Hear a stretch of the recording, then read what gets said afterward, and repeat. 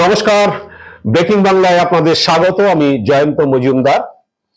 আরজি করে মহিলা চিকিৎসককে খুন ও ধর্ষণের ঘটনায় জুনিয়র ডাক্তাররা যে ধর্ণা চালাচ্ছেন স্বাস্থ্য ভবনের সামনে, তো সেই ধর্ণা মঞ্চে হামলা করার একটা ষড়যন্ত্রের অভিযোগ এনেছিলেন শুক্রবার দিন তৃণমূল মুখপাত্র কুণাল ঘোষ। তিনি সাংবাদিক বৈঠকে একটি অডিও ক্লিপিং শোনান এবং অডিও ক্লিপিং এর কনটেক্সট কিছুটা তিনি বলেছিলেন। কুণালের অভিযোগ ছিল যে ওই ধর্ণা মঞ্চে হামলার একটা চক্রান্ত হচ্ছে, তাই নিয়ে একটা কথোপকথন, সেই অডিও ক্লিপিংসটা ভাইরাল হয়েছে।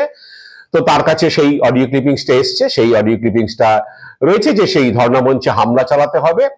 তাই কুণালের আশঙ্কা যে ওই হামলা চালিয়ে সেটা সরকারের বা প্রশাসনের ঘাড়ে দেওয়া এবং শাসক তৃণমূলের উপর তার দায় চাপানোর একটা চক্রান্ত হচ্ছে।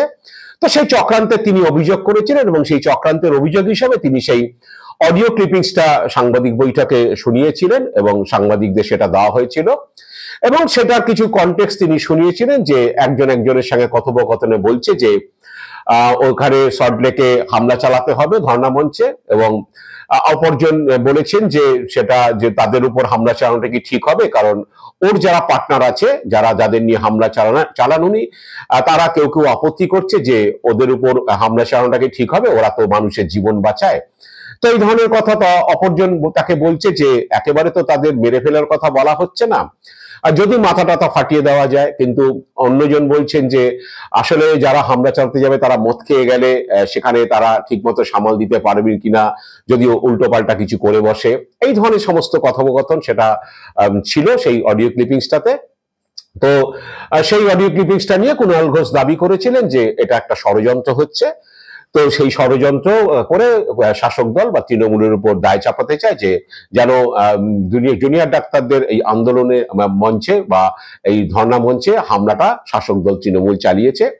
তো এরকম অভিযোগের পরেই হচ্ছে শুক্রবার রাতে, এবং কুণাল ঘোষ সেদিনই বলেছেন যে আমরা পুলিশকে বলবো যে এই ব্যাপারে পদক্ষেপ করতে, এটা কারা কাদের কথোপকথন কারা এটা করেছে সেটা দেখার জন্য, এবং একই সঙ্গে পুলিশকে বলবো যে ধর্ণা মঞ্চের এলাকায় যাতে নিরাপত্তা বাড়ানো হয়, যাতে জুনিয়র ডাক্তারদের কোনো রকম সমস্যা না হয়, তা এরকম সিসিটিভি লাগানো থেকে সমস্ত কিছু যাতে ব্যবস্থা পুলিশ নেয়, এই ধরনের কথা তিনি বলেছিলেন। তো যেটা পুলিশ সূত্রে জানা যাচ্ছে শুক্রবার রাতেই ওই যে ফোনের যাদের দুজনের মধ্যে কথোপকথন হয়েছিল তাদের একজনকে গ্রেপ্তার করা হয়। সঞ্জীব দাস নামে হালতু থেকে পুলিশ গ্রেপ্তার করে, বিধাননগর কমিশনারেট পুলিশ গ্রেপ্তার করেছে।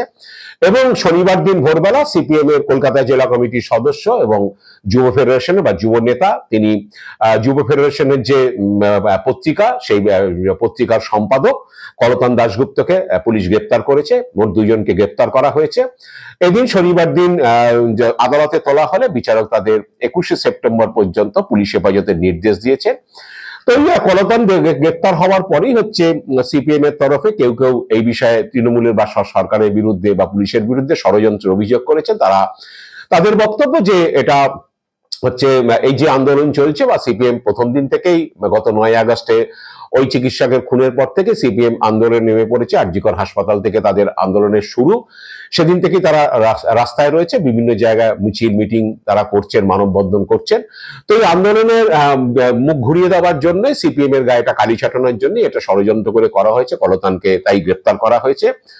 এবং যেটা হয়েছে প্রতিক্রিয়া, সুজন চক্রবর্তী বলেছেন যে এটা আর্টিফিশিয়াল ইন্টেলিজেন্সের মাধ্যমে এটা করা হতে পারে, এখন এই সব ধরনের চক্রান্ত হচ্ছে এবং পুলিশ হয়তো সেইভাবে তৃণমূল সরকার চক্রান্ত করে কলতানকে গ্রেপ্তার করেছে।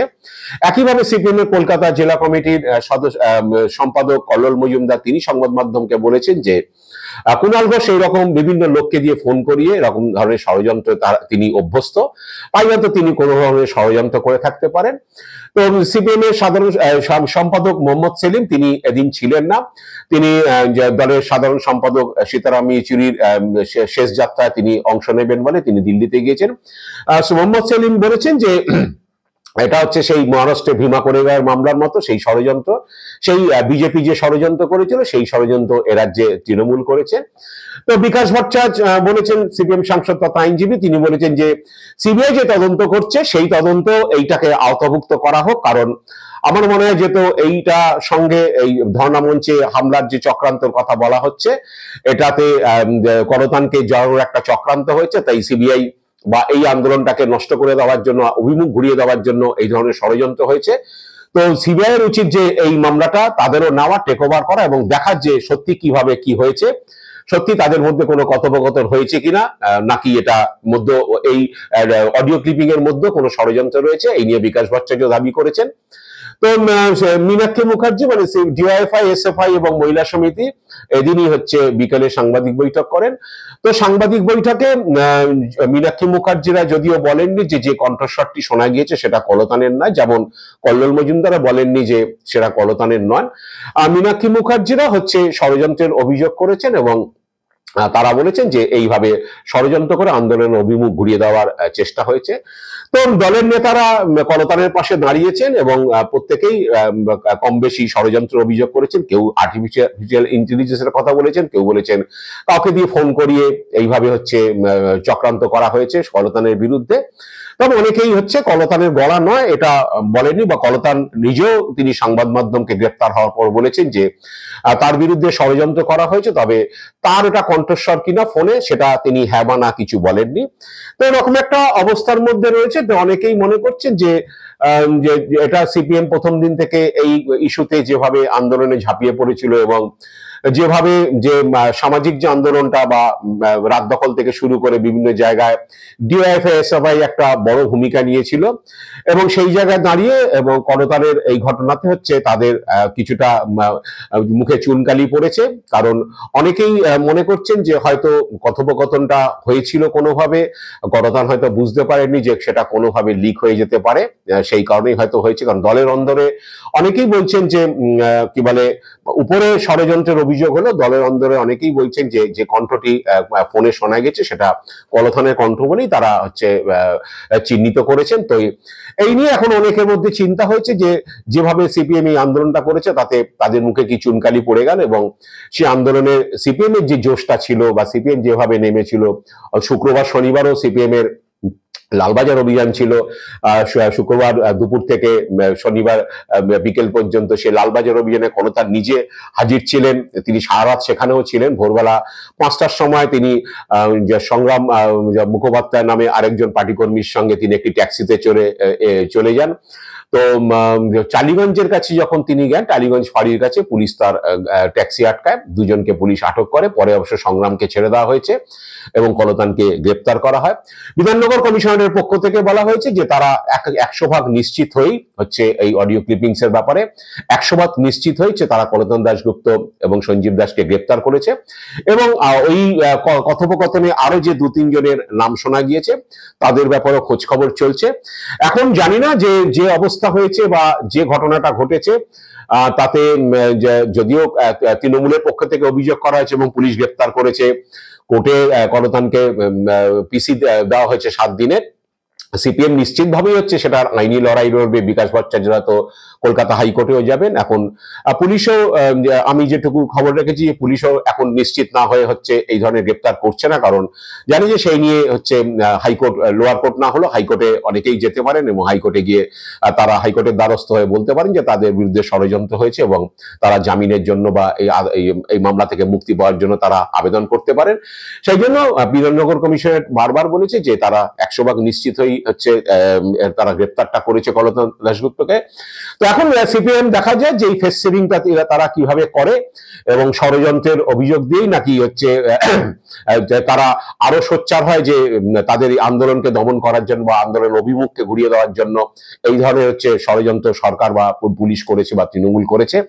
এবং অনেকেই মনে করছে যে ড্যামেজটা হলো সেই ড্যামেজটা এক্ষুনি সিপিএম ম্যানেজ করতে পারবে না, কারণ যেটা হয়েছে সেটা হচ্ছে একটা টেকনিক্যাল এভিডেন্সের ভিত্তিতে হয়েছে, এটা আলটপকা হয়নি, বা কলতানের জায়গা কল্লোল মজুমদার বা অন্য কাউকে তো বা মীনাক্ষী মুখার্জিকে তো গ্রেপ্তার করা হয়নি।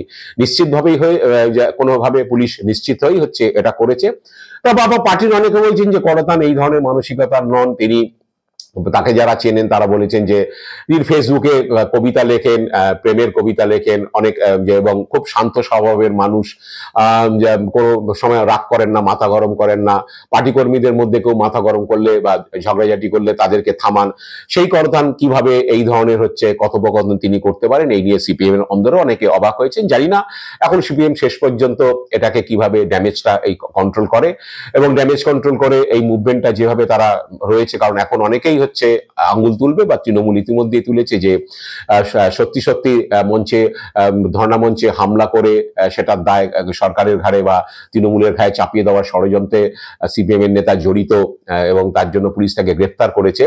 এই ব্যাপারটা থেকে বেরিয়ে আসতে পারবে সিপিএম কেমন ভাবে, সেটা সিপিএম নেতৃত্বই নিশ্চয়ই আগামী দিনে ঠিক করবে। তবে মুখে যে চুনকালি পড়েছে সেটা এখন চট করে তারা কি বলে মুছতে পারবেন না, কারণ এখন সদ্য যে ঘটনাটা ঘটেছে এটা নিয়ে এখন সংবাদ মাধ্যম প্রচার করেছে, সাধারণ মানুষে জেনে গিয়েছে। দেখা যাক এখন মোহাম্মদ সেলিমরা, সুজন চক্রবর্তীরা কিভাবে এটা ড্যামেজ কন্ট্রোল করে, তার জন্য আগামী দিনে আমরা চেয়ে থাকবো। আজ এ পর্যন্তই। আপনারা ভালো থাকবেন, সুস্থ থাকবেন। নমস্কার।